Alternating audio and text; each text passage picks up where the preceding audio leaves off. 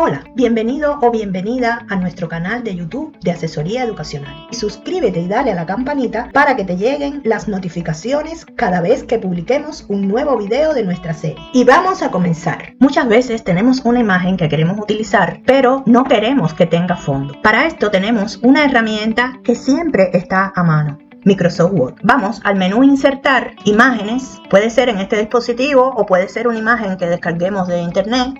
Vamos a escoger esa que tenemos en nuestro dispositivo. Damos al botón Insertar y tenemos nuestra imagen insertada en Word. Aquí se nos abren las opciones de Word para tratar la imagen. Y la primera de ellas nos dice quitar fondo. Escogemos y aquí ampliamos o disminuimos el tamaño de la imagen que queremos que Word nos las trate para quitar su fondo. Como pueden ver, todo lo que queda en color magenta es el fondo que va a quitar. Si queremos escoger áreas que no ha tenido en cuenta, aquí le decimos marcar áreas para mantener y seleccionamos los pedazos que no tenía.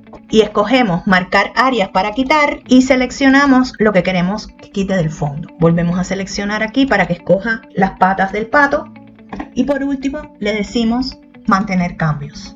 Aquí tenemos nuestra imagen sin fondo. Podemos darle clic derecho, guardar imagen como y le ponemos un nombre. Nos las guarda en formato PNG. Damos al botón guardar. Ahora vamos a buscar nuestra imagen. Es esta que escribimos sin fondo y como pueden ver es la imagen pero sin fondo. Esperamos haya sido útil este video. Hasta aquí nuestro tema de hoy. Nos vemos en el próximo video. Si les gustó nuestro contenido, suscríbase a nuestro canal y dele a la campanita para recibir notificación de los próximos videos de esta serie. Y déjenos en los comentarios qué contenidos desea ver o alguna duda sobre el contenido de este video.